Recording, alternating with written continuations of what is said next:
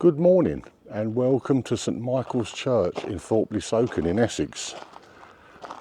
Now the person we are here to see today is he's personally not the oldest person we've done up to this point, but the actual time of his death and that was so long ago.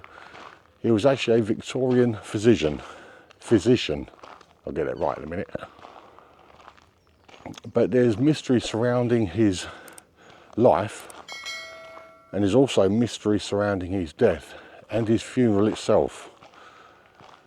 Now, the mystery surrounding his life wasn't a mystery until the mid-1970s, but I'll explain more about that in a minute. But the person we are here to see today is Sir William Gull.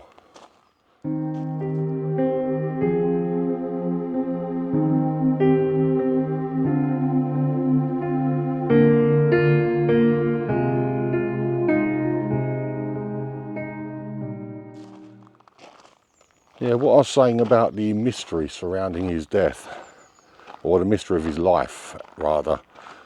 Now, the mystery of his life was he was a very prominent physician in Guy's Hospital in London for a large number of years, in fact, his entire career. But years after his death, an author basically added him to the list of suspects of Jack the Ripper. Now, this is a very well-known one. Now, I don't know anyone who's watched the films and read the books afterwards, but he is prominently featured in some of those. But anyway, what I'll do is I'll spin you around like we always do. We'll have a look around this very old, overgrown churchyard while I tell you a little bit about Sir William Gull. William Withy Gull was born in St Leonard, Colchester, on 31st of December 1816 and was the youngest of 8 children, 2 of whom died in infancy. His father, John Gull, a barge owner, died of cholera in 1827. His mother, Elizabeth, raised the 6 children to the best of her abilities and taught them the adage, if something is worth doing, it is worth doing well. The children were given a strict Christian upbringing and in 1832 moved to Thorpe near Thorpe-le-Soken. Young William made up his mind to enter medicine and in 1837 entered Guy's Hospital as a pupil, determined to succeed. He graduated as a BA in medicine at the University of London in 1841, obtaining honours in physiology and comparative anatomy in surgery and medicine. In 1843 he was appointed lecturer on natural philosophy at Guy's Hospital. In 1848 he married Susan Ann and they had 2 children, a daughter Caroline and a son Cameron. In 1871 he treated the Prince of Wales for typhus and was created a baronet the following year and appointed the Prince's regular physician. He later became physician in ordinary to Queen Victoria. It was said of Gull that he was a man of firm and outspoken views and that he could be blunt to the point of rudeness. To one patient he replied when asked if there was any hope, "There is very little life left in you, in fact you are more or less heart dead now." Gull is remembered for a number of significant contributions to medical science, including advancing an understanding of myxedema, Bright's disease, paraplegia and anorexia nervosa, for which he first established the name. Since the 1970s, Gull has been linked to the unsolved 1888 Whitechapel murders. He was named as the murderer during the evolution of the widely discredited Masonic royal conspiracy theory outlined in such books as Jack the Ripper, The Final Solution. Although the conclusions of this theory are now dismissed by most serious scholars, its dramatic nature ensures it remains popular among producers and fictional works, including the 1988 film Jack the Ripper starring Michael Caine, as well as a 1996 graphic novel From Hell and its subsequent film adaptation. In 1887, Sir William Gull suffered the first of many strokes at his Scottish home at Arrard House, Kilcrankie. He recovered after a few weeks and returned to London, but was under no illusions about the danger to his health, remarking, "One arrow has missed its mark, but there are more in the quiver." Over the next 2 years, Gull lived at 74 Brook Street, Grosvenor Square, London, and also had homes at both Reigate and Brighton. During this period, he suffered several further strokes. The fatal attack came at his home in 74 Brook Street, London on the 27th of January 1890. He died 2 days later. He was buried on Monday the 3rd of February 1890 next to the grave of his father and mother in the churchyard of his childhood home at Thorpe-le-Soken near Colchester, Essex. A special train was commissioned to carry mourners from London. Now you might think that that is the end of his story. It would appear that even his death has some mystery attached to it. In April 1895, a story appeared in the Chicago Sunday Times Herald saying that Jack the Ripper had been tracked down by the medium Robert James Lees. The killer had turned out to be a distinguished West End physician who was certified insane by a tribunal of doctors and was put in an asylum under the name Thomas Mason. It was announced that the physician had died and a fake funeral was held. When Stephen Knight was researching Jack the Ripper: The Final Solution, he visited Gull's grave in Thorpe-le-Soken. Mr. Downs, the verger, said to him, "This is a large grave, about 12 feet by 9 feet, too large for 2 people, Gull and his wife. Some say more than 2 people are buried here. It is big enough for 3 people, that grave." He added that burial places for 2 just are not normally that big, and of course it's possible someone else is buried there without anybody knowing who. Sue and Andy Parler, while researching the Jack the Ripper Whitechapel murders, uncovered a strong oral tradition at Thorpe-le-Soken that Gull did not die when it was stated that he had. The funeral that was held was a sham, and that he was buried in the grave at night several years later. Gull's will was probated in 1890 as would be expected, but it was also probated again in 1897, even though nothing had apparently changed. So did William Gull really die in 1890 as his death certificate stated, or did he live on until 1897 or beyond? If his death was faked, was it because this brilliant medical man had become the insane killer Jack the Ripper? Or could there have been other reasons for the pretense?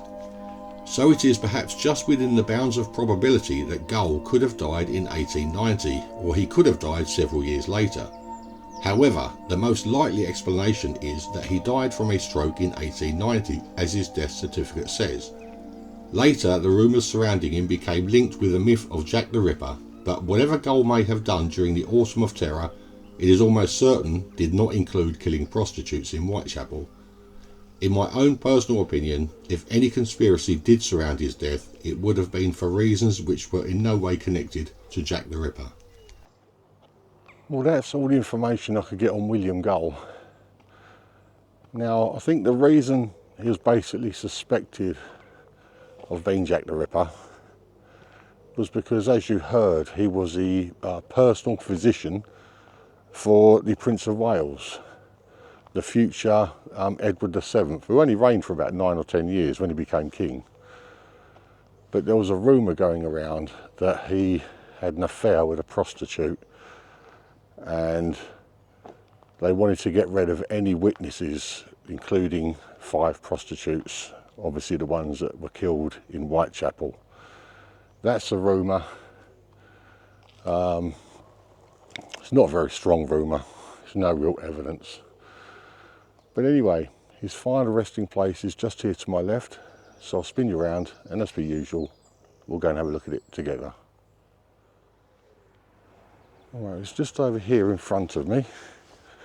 As we go over, this is the final resting place of his parents, Elizabeth and John Gull. Now, his final resting place.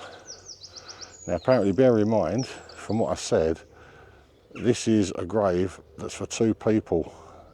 And as you can see by this in front, how wide this is, which is why the Reverend said it's big enough for 3 people. Now, it is in poor condition, I'm afraid. But this is the final resting place of William Withy Gull. It says in loving memory of William Withy Gull, who died January 20th, 1890, aged 73 years. And there is a lot of other writing down there. Now, if I remember rightly, that is his favourite passage from the Bible, which, if it is, and I'll have a quick look in a minute, if it is, I'll put it up on the screen.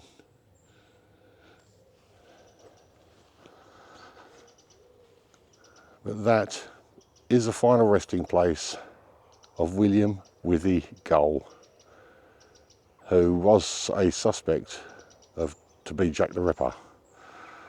But my own personal belief is that no, he wasn't Jack the Ripper.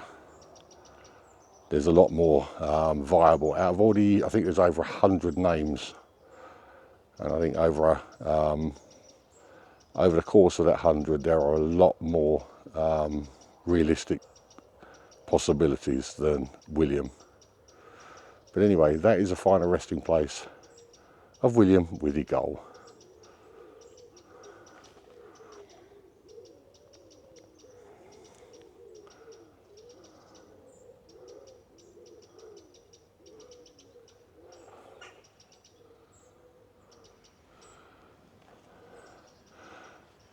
Well, anyway, I showed you the grave of the parents, Elizabeth and John Gull, which is that one.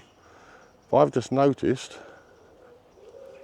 here, this one next to this one, in memoriam, Paul Gull, son, died 1869. John Gull, son, died 1875. Now these have got to be relations, surely. What have we got written on this side? In memoriam, Sarah Gull, wife, died 1848. Emma Wilson Gull, wife, died 1884. John Gull, husband and father, died 1888 or 1880? 1880, sorry. Now, these are clearly relations, but I don't know what relations. Anyway, that was the final resting place of William Withy Gull. Now, I do hope you enjoyed this video. If you did, please leave me a thumbs up. And if you haven't already, maybe consider subscribing. And if you do subscribe, don't forget to hit that notification bell. Now, what do you think? Do you think he was Jack the Ripper? Or do you think one of the other 100 or so were the more likely culprits? I'd be interested to know.